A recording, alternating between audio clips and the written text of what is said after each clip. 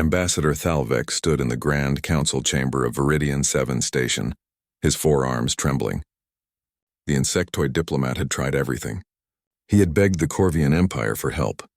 He had pleaded with the Selkath Federation. He had even offered his people's most precious technologies to the Draxian clans. Every single species had refused. The Vulkar Dominion was destroying his world. Planet after planet fell to their brutal armies. The Etherian Collective had no real warriors. They were philosophers, artists, scientists. For 10,000 years they had known peace. Now that peace was killing them. Thalvik looked at the holographic display before him. It showed a small blue planet spinning quietly in space. Earth, a backwater world.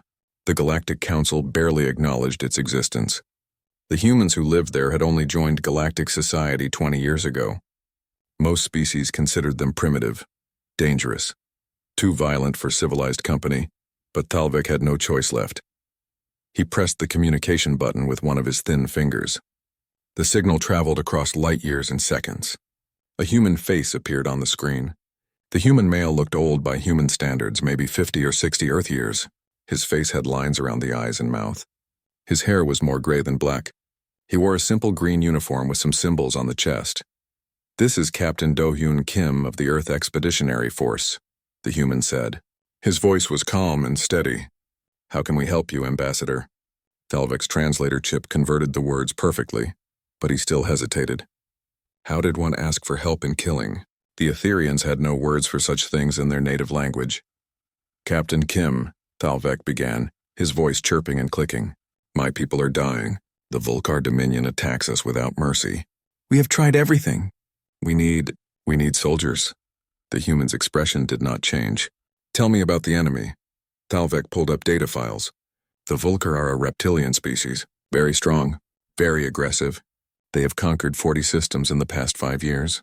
Their army numbers in the millions. Right now, 50,000 of their warriors surround our capital city on Cathera Prime. Our defenses will fall in 3 weeks, maybe less."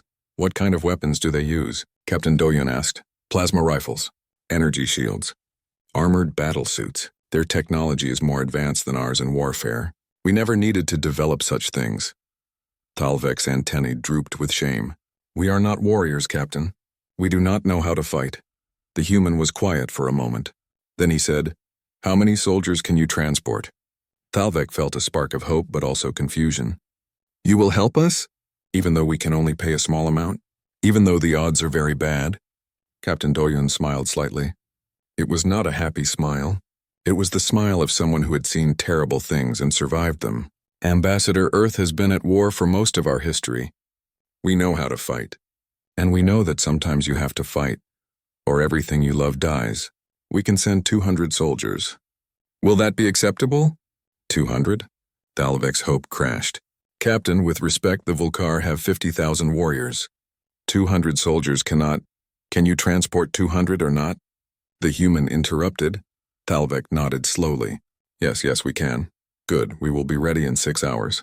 Send coordinates for pickup." The screen went dark. Thalvik stared at the blank display. Had he just wasted his people's last resources on a suicide mission? 200 humans against 50,000 Vulkar. It was madness. 6 hours later, Thalvik waited at the transport bay.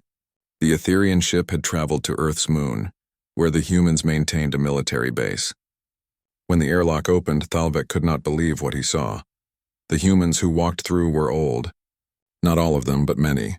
Some had gray hair like Captain Do-Hyun. Others walked with small limps. One female had a scar running down the side of her face. They carried weapons that looked ancient, metal tubes that used chemical explosions to throw small pieces of metal. No energy shields, no plasma weapons, just simple, brutal tools. Captain Do-Hyun approached. He was shorter than Thalvik, but something about his presence made him seem larger. "Ambassador, my team is ready." "Captain," Thalvik said carefully, "forgive me, but your soldiers seem experienced."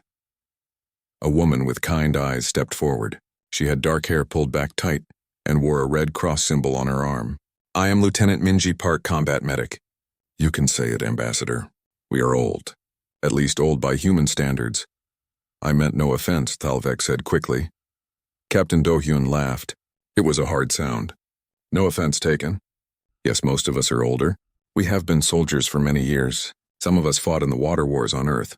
Some in the Mars Rebellion. Some in 100 other conflicts you have never heard of. Another soldier approached. He was a thick-built man with steady hands. Sergeant Jawan Lee, demolitions expert. Been blowing things up for 23 years. Looking forward to blowing up some Vulcar equipment. Thalavek noticed something strange. The humans were smiling. Not nervous smiles. Not forced smiles. They looked almost happy. You understand the odds? Thalavek asked. 50,000 enemies. Maybe more. A younger human male stepped forward. He carried a long rifle with a special scope. Private Sunwoo Choi, sniper. Ambassador, I once held a bridge for 6 hours against 200 attackers. I had 3 bullets left when reinforcements arrived. 50,000 sounds like a lot, but we have 200 soldiers. We have fought worse. Thalavek did not understand. These humans should be terrified. They should be demanding more payment, better weapons, more support. Instead, they were joking with each other. One older woman was checking her weapon and humming a song. Captain, Thalavek said quietly, I must ask, why do you seem so calm? Do you not fear death? Captain Dohyun looked at him with those steady eyes. Ambassador, Earth is what you galactic types call a death world. Our planet has tried to kill us in every way possible. Diseases, predators, weather, starvation. For millions of years, we survived things that would destroy most species. We learned to fight. We learned to endure. We learned that sometimes the only way to protect what you love is to become very good at killing what threatens it. He gestured to his soldiers. Every person here volunteered. We are not here for money. We are here because your people need help, and we know how to give it. So no, Ambassador, we do not fear death. We have met death many times. We just refuse to lose to it, Lieutenant Minji added softly. We also know what it means to see your home burn. We will not let that happen to you if we can stop it. Thalavek felt something wet on his face. He realized his species' version of tears was falling. These strange, violent, kind creatures from a death planet were his people's last hope.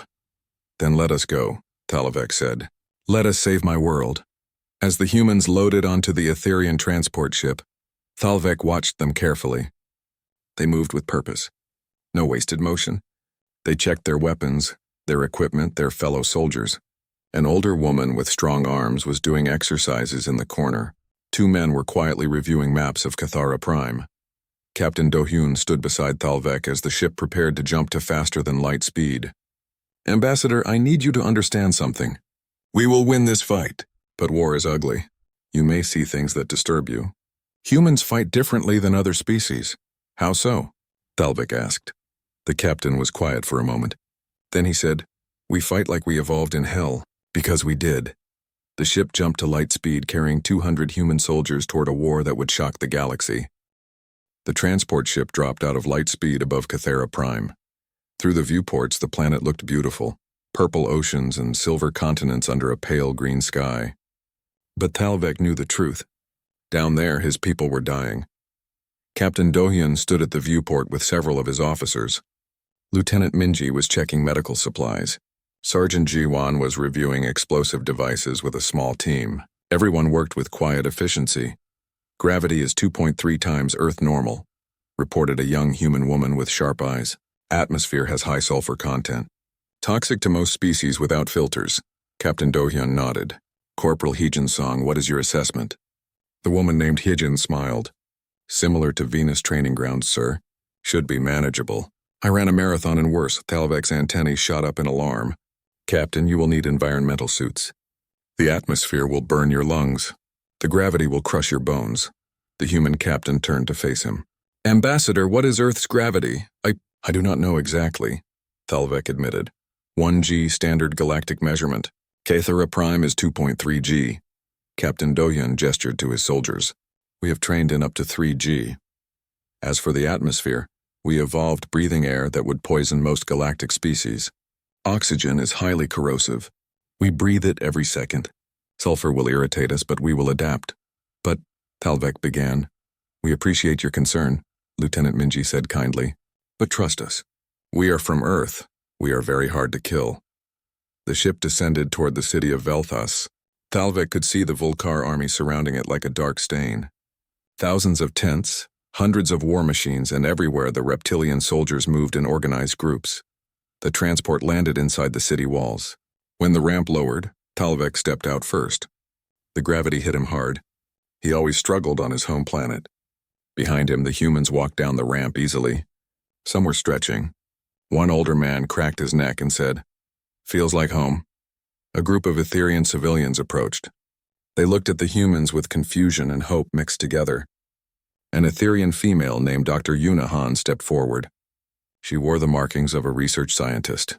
"Ambassador Thalvek," she said formally. "Are these the reinforcements?" "These are soldiers from Earth," Thalvek replied. "Captain Doyen Kim and his team." Dr. Yuna looked at the 200 humans. Then she looked at the Volcar army visible over the city walls. Her antennae drooped. Thalvek understood. She was thinking the same thing he had thought. 200 against 50,000. Captain Do-hyun seemed to read her expression. "Doctor, please show us the front lines. We need to understand the enemy's positions." As they walked through the city, Thalvek explained the situation. "The Volcar have surrounded us completely. They attack 3 times per day. They are slowly destroying our defenses. We have maybe 2 weeks before they break through." "What are your defensive capabilities?" asked Sergeant Jiwon. "We have energy barriers at key points, but they are failing.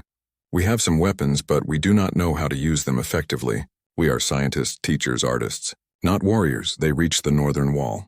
Below, Thalvek could see Volcar soldiers moving between their siege equipment. The reptilian warriors were huge, nearly 3 meters tall with thick scales and powerful muscles.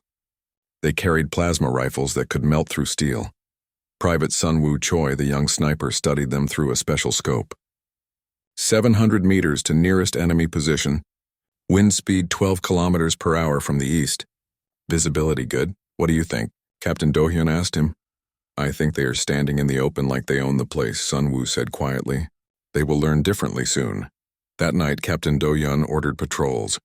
"We need to understand how they move, how they think. Sergeant Jiwon, take a team north. Corporal Hejin, take the east. I want information." Thalvek watched the humans prepare. They covered their skin with dark paint. They checked their weapons 3 times each. They moved in complete silence. Then they simply disappeared into the darkness. Dr. Yuna stood beside Thalvek. "This is fascinating," she whispered. "I must document this. Humans are the only Deathworld species in the known galaxy. Their evolution must be studied. If we survive," Thalvek said sadly. Hours passed. Then the night exploded with sound. Plasma fire lit up the darkness to the north. Thalvek heard roaring, the battle cry of Volcar warriors. Then he heard other sounds, sharp cracks, human weapons firing. The sound stopped suddenly. Silence returned. Thalvek rushed to the northern wall. Through the darkness, he saw movement. The humans were returning. Sergeant Jiwon appeared first, his face still painted dark. Behind him came his team. They were not running. They were walking calmly. "Report," Captain Do-hyun said. Sergeant Jiwon smiled. "They tried to ambush us. 30 Volcar warriors hiding in the ruins 200 meters outside the wall. They waited until we got close, then attacked." "Casualties?" the captain asked. "None on our side. All 30 enemy soldiers eliminated. They never expected us to detect them first." Thalvek's mandibles opened in shock. "How? How did you know they were there?" A human soldier named Private Yoonji Nam stepped forward. "We smelled them, sir. Different species have different scents. Also, we heard their breathing. Also, we have thermal imaging in our scopes. Also, they were standing wrong for the terrain. Also, we are predators, Ambassador," Sergeant Jiwon interrupted gently. "We evolved hunting things that did not want to be found. The Volcar are warriors, but they are not hunters. There is a difference." Corporal Hejian returned from the east with a similar report. Her team had encountered a Volcar patrol and eliminated it without taking a single injury. "They are strong," Hejian reported. "Very strong. One of them grabbed Private Daehyun's arm. Probably could have broken it, but they are slow. We are faster." Dr. Yuna was recording everything on a small device. "Incredible," she muttered. "Predator vision. Pack hunting tactics. Enhanced senses. This is how you survived your Deathworld." Over the next 3 days, the Volcar tried to probe the human positions. Each time they failed. Each time they lost soldiers. The humans moved through the high gravity like it meant nothing. They breathed the toxic air with only minor coughing. They seemed to see perfectly in the darkness. On the fourth day, the Vulcar commander sent a large force to test the defenses. 500 warriors attacked the northern wall at dawn. They expected to face frightened Etherians with no combat experience. Instead, they faced Sun Wu. The young sniper lay on top of the wall with his long rifle. Beside him, Lieutenant Minji watched through special viewing equipment. "Wind speed 15 kilometers per hour, she said calmly. "Atmospheric pressure is stable. You have clear shots." Sun Wu breathed slowly. His finger touched the trigger gently. The rifle made a sharp crack. 2 kilometers away, a Vulcar officer's head snapped back. He fell. Another crack. Another officer fell. The Vulcar forces stopped their advance, confused. Where was the shooting coming from? They could not see anyone. Their officers were simply falling dead. Crack, crack, crack, 3 more officers died. The Vulcar soldiers began to panic. Without their commanders, the formation broke apart. That was when Captain Do-hyun gave the signal. Sergeant Ji-won pressed a button. The ground beneath the Vulcar force exploded. He had spent 2 days planting mines in the approach routes. The Vulcar had walked right over them. The enemy soldiers who survived the explosions tried to retreat. They ran directly into Corporal Hee-jin and her infantry team. The humans hit them from the side with brutal efficiency. The fight lasted 6 minutes. When it was over, 470 Vulcar soldiers lay dead or wounded. The humans had lost 0 soldiers. 2 had minor injuries from shrapnel. Talvek stood on the wall staring at the battlefield. Dr. Yuna stood beside him, her recording device clutched in her hands. "This should not be possible," Yuna whispered. "The Vulcar are superior in strength, numbers, and technology. How are the humans winning?" Lieutenant Minji approached them. She was cleaning her rifle. "Doctor, would you like to know the truth about Deathworlds?" "Yes," Yuna said immediately. "Earth tried to kill us every single day for millions of years," Minji said softly. "Predators with claws and teeth, diseases with no cure, weather that could freeze or burn, other humans who wanted our resources. We did not just survive. We became the best survivors in the galaxy. We learned to hunt the hunters. We learned to endure what could not be endured. We learned to think, adapt, and overcome." She looked out at the Vulcar army. "They are warriors. We respect that. But we are something else. We are survivors who learn to fight. There is no limit to what we will do to protect ourselves and those we care about." That night, the Vulcar camp was very quiet. Their soldiers were afraid. They whispered about the humans, about the Deathworld soldiers who could not be ambushed, who could not be surprised, who killed from distances no one could see. In the human camp, Captain Do-hyun gathered his officers. "They are scared now. Good, fear is a weapon. Tomorrow we start the real work." Thalvek did not sleep that night. He watched the humans prepare. They were still joking with each other, still smiling. They had just killed 500 enemy soldiers, and they acted like it was another day at work. The Vulcar war chief Drakmol stood in his command tent, staring at the casualty reports. In 1 week, his army had lost over 3,000 soldiers. 3,000 warriors killed by only 200 humans from a species he had never even heard of before. "Impossible," he growled, his reptilian voice harsh. "They are small. They are weak. They have primitive weapons. How are they doing this?" His second officer, a scarred veteran named Kresh, spoke carefully. "War chief, the humans do not fight like civilized species. They hide, they ambush. They strike from darkness. Our soldiers are afraid to patrol at night." Drakmol slammed his fist on the table. "We are Vulcar. We have conquered 40 worlds. We do not fear anything." But even as he said it, Drakmol felt a small cold fear in his chest. Something was wrong. These humans fought with a cruelty and efficiency he had never seen. Yesterday, an entire patrol of 50 soldiers had simply vanished. They found the bodies this morning, all killed silently in the dark. "We will surround the city completely," Drakmol decided. "No more patrols. We bring the entire army together, 30,000 warriors in one massive assault. Let us see how 200 humans handle that." Inside Velta City, Captain Do-hyun listened to the intelligence report from Private Yoon-jinam. The young woman had somehow hacked into the Vulcar communication systems. "They are planning a full siege," Yoonji reported.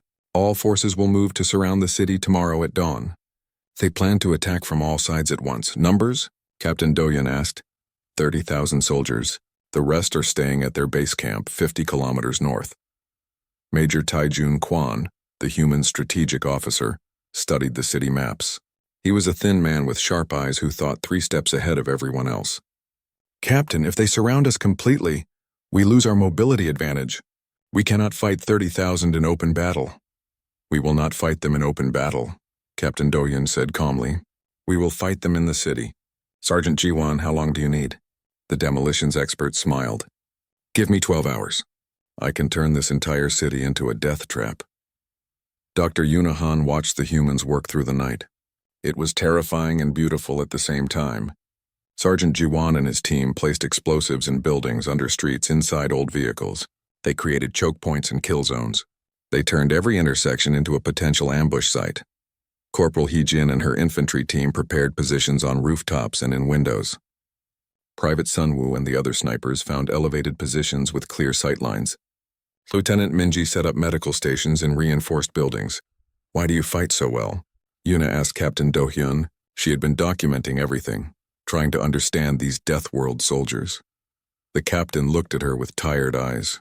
"Doctor, do you know what the worst war in Earth's history was?" "No," Yuna admitted. "We call it World War II.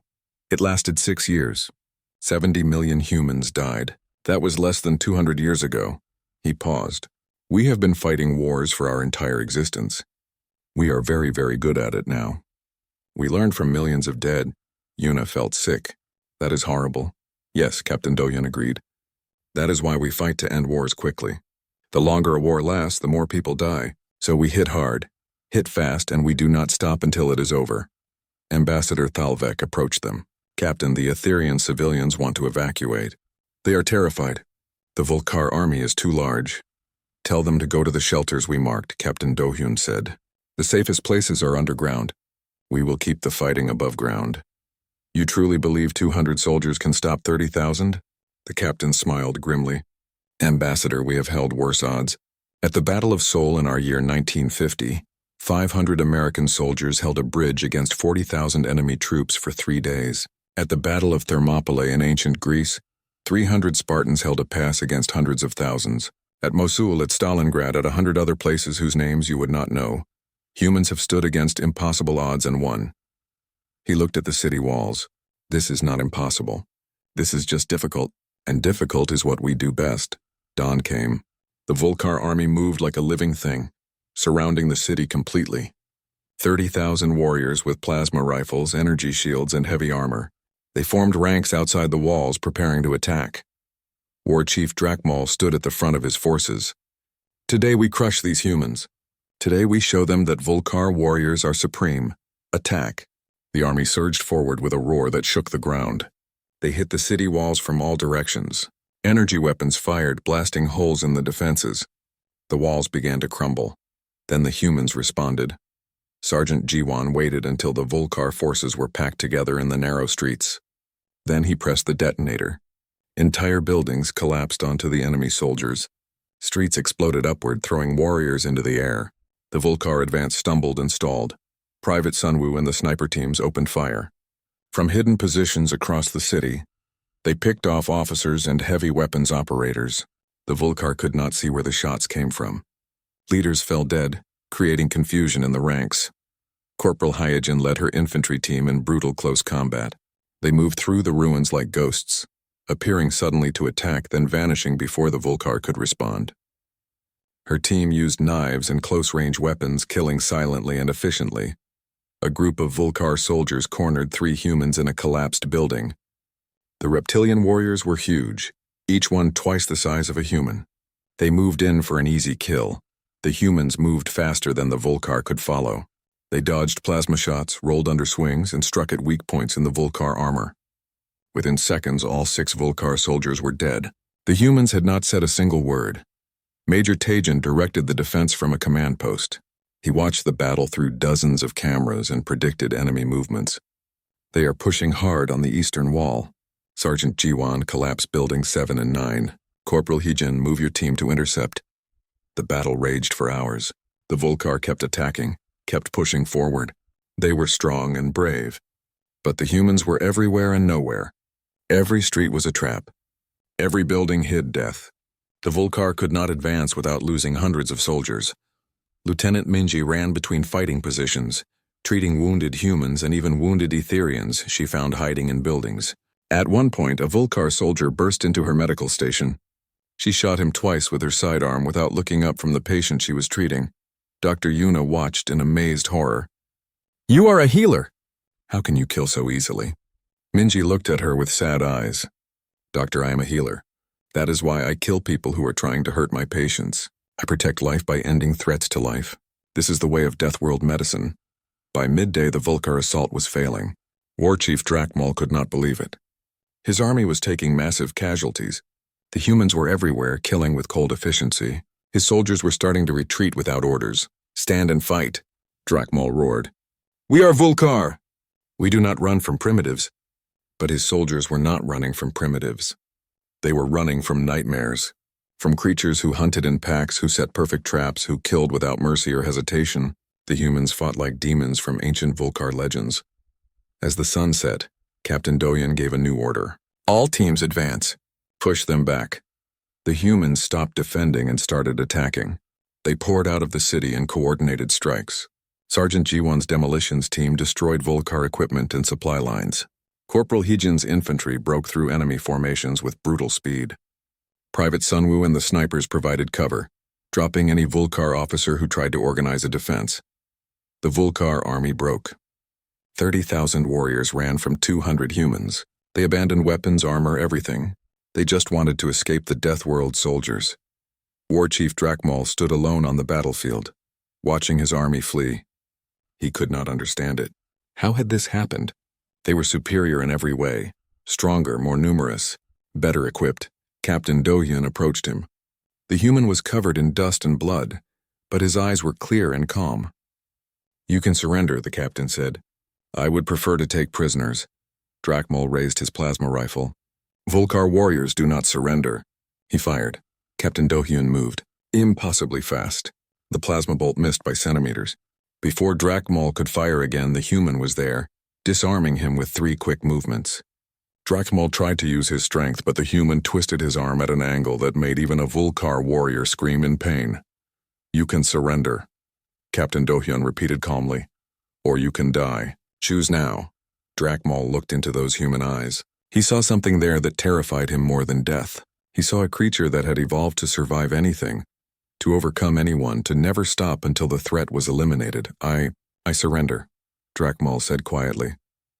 That night, Thalvek walked through the city with Dr. Yuna. The battle was over. The humans had suffered 12 wounded and 0 dead. The Vulkar had lost over 10,000 soldiers, with twice that many wounded or captured. "This should not be possible," Yuna repeated for the 100th time. "They are outnumbered, outgunned. How?" Lieutenant Minji was treating a wounded Etherian civilian nearby. High above Cathara Prime, the Vulkar command ship hung in orbit like a dark moon. Inside, Overlord Thexrel received the reports from the surface and could not believe what he was reading. His ground forces were broken. War Chief Drakmal was captured. 10,000 warriors dead in a single day. "Bring me full sensor data on these humans," Thexrel commanded. "I want to know everything about their species." His science officer pulled up the information. "Sir, they come from a planet called Earth. It is classified as a Class 12 death world." Thexrel's blood went cold. "Class 12? That is the highest danger rating. How did such a species reach space travel?" "Unknown, sir, but their biology is unusual. They breathe oxygen, which is highly corrosive. Their planet has extreme temperature variations. Massive predators. Deadly microorganisms. By all logic, they should have gone extinct millions of years ago. But they did not," Thexrel said quietly. "They evolved. They adapted. And now they are down there destroying my army." He made a decision. "Prepare the orbital bombardment cannon. We will destroy the city from space. Let us see how well humans survive when their entire battlefield is turned to glass." In Vel'Thas, Captain Dohyun was meeting with Major Tajin in the command center. The strategic officer had been analyzing Vulkar communication intercepts when he suddenly stood up. "Captain, we have a problem. The Vulkar are powering up their orbital weapons." Captain Dohyun's expression did not change. "Expected. They cannot beat us on the ground, so they will try from space. How long until they can fire?" 6 hours. "Maybe less." The captain turned to Private Yunji, the communications expert. "Can you hack their ship systems?" Yunji smiled. It was not a nice smile. Sir, I have been inside their network for 3 days. I was waiting for them to try something stupid. Give me 2 hours and I can do more than hack them. Do it, Captain Doyun ordered. Then he called for Specialist Sora Bayek. Sora was a small woman with quick hands and quicker mind. She specialized in infiltration. You need me to go to space, she said. It was not a question. Can you sabotage their orbital weapon? The captain asked. Yes, but I need a team, and I need a way onto that ship. Captain Doyun looked at the tactical display. Commander Junho Shin and his fighter squadron are on standby at the orbital station. They can get you close. The rest is up to you, Sora nodded. Pick me 4 soldiers. We leave in 1 hour. 50 kilometers above the planet, Commander Junho Shin sat in his fighter craft. He was a pilot who had flown in the Mars Rebellion, the Asteroid Wars, and a dozen other conflicts. He had shot down enemy spacecraft in asteroid fields through planetary rings, and once inside the atmosphere of a gas giant. His communication system beeped. Commander Shin, this is Captain Doyun. We need an extraction team delivered to the Vulcar command ship. Junho grinned. Sir, that ship has shields, point defense weapons, and fighter escorts. Getting close will be difficult. Can you do it? Of course I can do it, sir. When do we fly? Now, Junho contacted his squadron. All fighters, this is Commander Shin. We have an infiltration mission. Target is the big ugly ship in high orbit. They have permission to shoot at us. We do not have permission to die. Let us go to work. 6 human fighters launched from the orbital station. They were small, fast, and flown by pilots who had trained for years in Earth's deadly training programs.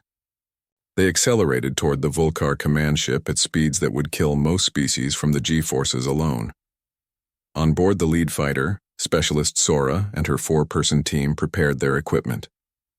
They wore special suits designed for vacuum combat. Each carried weapons, explosives, and hacking tools. 2 minutes to target, Junho announced calmly. Point defense systems are active. This will get exciting. Exciting was an understatement. The Vulcar ship opened fire with dozens of energy weapons. Space filled with deadly light. Junho's squadron split up, dodging and weaving through the fire with incredible skill. They are very angry, one of the pilots commented as an energy bolt passed centimeters from her fighter. Let them be angry, Junho replied. Angry people make mistakes. Stay focused. The fighter swooped close to the command ship's hull. At the last second, Junho's fighter opened its bay door. Go, go, go, he shouted. Sora and her team jumped into space. They used small thruster packs to maneuver toward the ship's hull, while Junho's squadron pulled away, drawing fire away from the infiltration team. Sora's team landed on the ship's outer armor. One of her soldiers, a man named Private Insu, immediately began cutting through the hull with a plasma torch. The other 3 provided cover, watching for enemy defenders. Cutting through, Insu reported. 30 seconds. Above them, Junho's fighters continued to dodge enemy fire. One fighter took a hit, shields flaring. I am okay, the pilot reported. Shields at 60%. Still flying. The hull breach opened. Sora's team dropped inside the Vulcar ship. They found themselves in a maintenance corridor. Alarms were blaring. Red lights flashed everywhere. They know we are here, said Private Bora, a young woman with sharp reflexes. Which way to the weapons control? Sora checked her wrist computer, linked to Yunji's hacking back on the surface. A map appeared showing the ship's layout. Follow me. And remember, we are in their home. They have thousands of crew. We have 5 people. Do not get caught. They move through the ship like shadows. When Vulcar crew members appeared, Sora's team eliminated them silently. No alarms, no shots fired. Just quick, efficient kills that left no witnesses. They reached the weapons control room. It was guarded by 20 Vulcar soldiers in full armor. Sora studied them from around a corner. Too many for a quiet approach. Private Insu explosives. Insu placed a shaped charge on the wall. Ready? On 3, 1, 2, 3. The explosion blew a hole in the wall. Sora's team rushed through the smoke and chaos. The fight lasted 15 seconds. 20 Vulcar guards died before they could organize a defense. Humans moved too fast, struck too precisely. Inside the weapons control room, Sora found the main computer. She plugged in Yunji's hacking device. Yunji, I am inside. Do your thing. Back on the surface, Yunji's fingers flew across her keyboard. I have access. Shutting down their weapons. Now. On the command ship, every screen went dark. Overlord Thexril roared in fury. What is happening? Someone is in our systems, his science officer shouted. They are shutting everything down. Find them! Kill them! But it was too late. Yunji had complete control. She did not just shut down the weapons. She shut down life support, gravity, communications, and most importantly, the main power core. The ship began to die. Sir, the power core is overloading, the science officer screamed. We have to evacuate. Sora heard the alarms and smiled. Time to go. Everyone out now. Her team ran back through the ship. Behind them, Volcar crew members were abandoning their posts, rushing for escape pods. The ship was falling from orbit, its systems cascading into failure. Commander Shin, we need pickup. Sora called over her radio. Fast would be good. On my way, Junho replied. His fighter screamed through the chaos of the dying ship's defense systems. He matched speed with the falling vessel, flying alongside it as Sora's team reached an airlock. They jumped into space. Junho's fighter caught them with precise maneuvering, pulling them into the bay one by one. Got you all. Hang on, this will be rough. The fighter accelerated away from the command ship just as its power core exploded. The massive vessel broke apart in a spectacular fireball that lit up the night sky of Cathara Prime. On the surface, every human and Etherian watched the explosion. The Volcar orbital weapon was gone. The threat from space was ended. Captain Do-hyun allowed himself a small smile. Good work, Specialist Sora. Good work, Commander Shin. Ambassador Thalvek stared at the burning wreckage falling from the sky. They infiltrated a capital ship. 5 soldiers.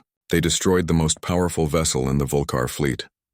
Dr. Yuna was recording everything, as always. Captain, may I ask how this is possible? 5 soldiers against thousands of crew? Lieutenant Minji answered instead. Dr. Humans evolved as pursuit predators. We chase our prey until it dies of exhaustion. But we also evolved as ambush predators. We hide, we wait, we strike, and we evolved as pack hunters. We worked together with perfect coordination. Sora's team used all 3 advantages. They were patient, they were coordinated, and they did not stop until the target was eliminated. On the ground, the remaining Volcar forces saw their command ship destroyed. Their morale broke completely. General Krevnash, the last senior officer, sent a surrender message. Captain Do-hyun accepted the surrender. All Volcar forces will withdraw from Cathara Prime. You will leave your weapons. You will leave your equipment. You will return to your territory and you will not come back. If you do, we will be waiting. General Krevnash agreed to every term. He had no choice. His army was broken. His soldiers were terrified. These humans had defeated them in every possible way. As the Volcar forces prepared to withdraw, War Chief Drakmol spoke to Captain Do-hyun one last time. I do not understand. We are stronger than you. We have better weapons. How did you win?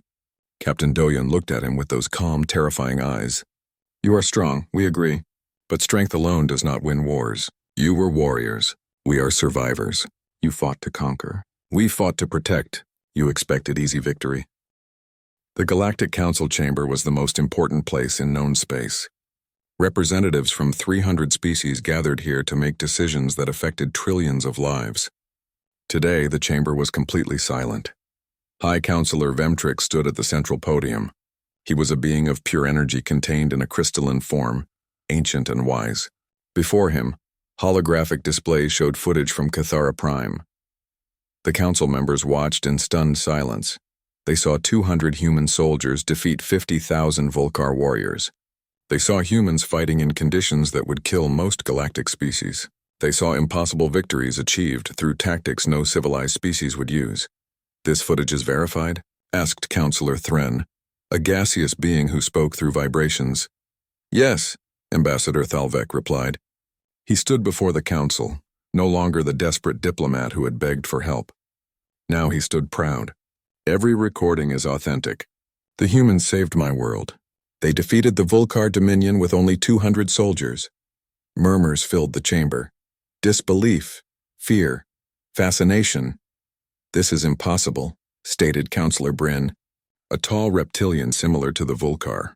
No species can fight like this. The humans must have used forbidden weapons, chemical weapons, biological agents. Dr. Yunahan stepped forward. She had been invited to present her research. Honored counselors, I have studied the humans extensively. They used no forbidden weapons. What they used was evolution. Millions of years of surviving on a Class 12 Deathworld created something unique in the galaxy. She activated a presentation. Images of Earth appeared. Massive storms, deadly predators, volcanic eruptions, ice ages. Earth tried to kill humanity every single day. Look at their evolution.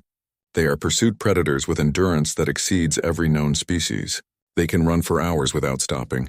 They can track prey across vast distances. They have forward-facing eyes for depth perception. They have throwing accuracy no other species possesses. More images appeared. Humans in extreme environments. They survived ice ages. They survived droughts. They survived plagues that killed millions. Each disaster made them stronger. They learned to use tools to work together to solve problems, not because they wanted to, but because they had no choice. Adapt or die. But why are they so violent? Asked Counselor Thren. Dr. Yuna looked at the council with her compound eyes. They are not violent by choice. They are survivors. In their history, humans who could not fight died. Humans who could not protect their families died. Humans who hesitated died. Natural selection removed every weakness. What remains are beings who can switch from peaceful to deadly in an instant.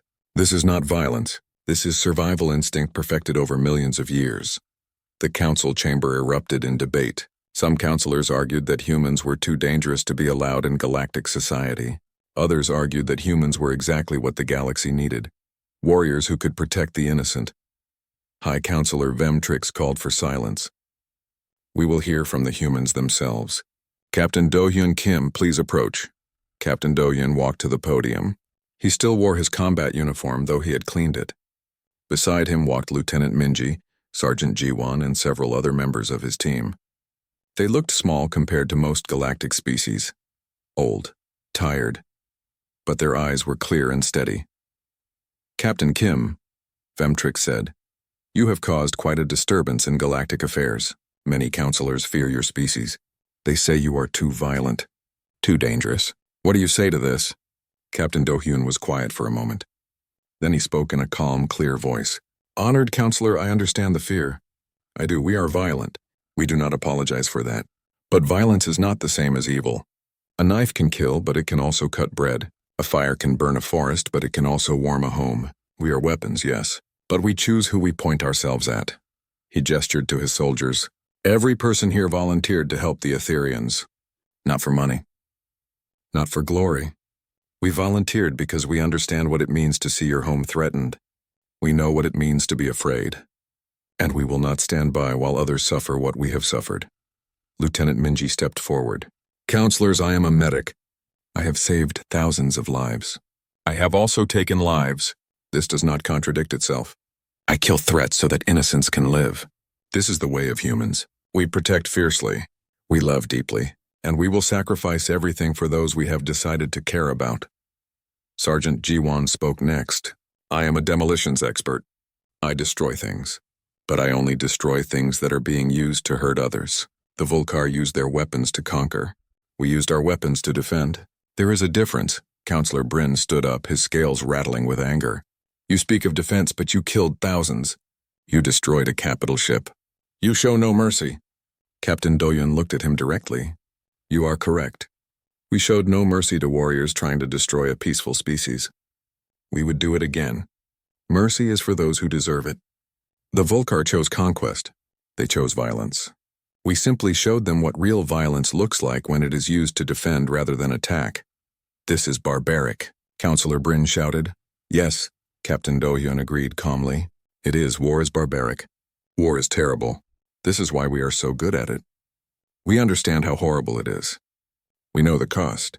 So when we fight to end the war as quickly as possible. The longer a war lasts, the more innocents die. We saved Etherian lives by being brutal to their enemies. We make no apology for that. The chamber fell silent. High Counselor Vemtrix glowed softly as he processed this. Captain, you said you are weapons. But weapons do not choose their targets. Weapons are tools used by others. How can we trust that you will not be used wrongly? Captain Do-hyun smiled slightly. Because we are not just weapons, Counselor.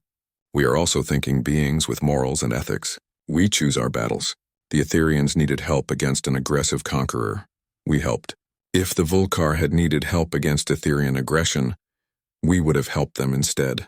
We fight for the innocent. We fight for the threatened. We do not fight for conquest or glory, Lieutenant Minji added, and we know when to stop fighting. The Volcar surrendered. We accepted that surrender. We could have pursued them, destroyed their entire fleet, invaded their home worlds. We did not. Because the war was over. The threat was ended. We only fight as much as necessary, never more. Ambassador Thalvek spoke up. Honored Council, I can verify everything the humans say. They were professional, disciplined, and focused. They protected Etherian civilians even while fighting. Lieutenant Minji treated Etherian wounded with the same care she gave to humans. They are warriors, yes, but they are good warriors. Warriors with honor. The Council debated for hours. Some species wanted to ban humans from galactic space. Others wanted to hire them immediately. Still others simply wanted to study them. Finally, High Counselor Vemtrix made a decision. The Council recognizes humanity as a full member of galactic society. However, we place restrictions. Human military forces cannot exceed certain numbers. Humans cannot initiate military action without Council approval, and humans must agree to teach other species their methods. Captain Dohyun nodded. We accept these terms, but we add one condition of our own. If any species threatens innocence, if any species wages war of conquest, if any species does what the Volcar did, you will call us. You will let us help, because whether you like it or not, the galaxy needs warriors. Better that those warriors have morals than none at all, the Council agreed. 3 months later, Captain Dohyun stood on Earth, looking at the ocean. Beside him, Lieutenant Minji watched the sunset.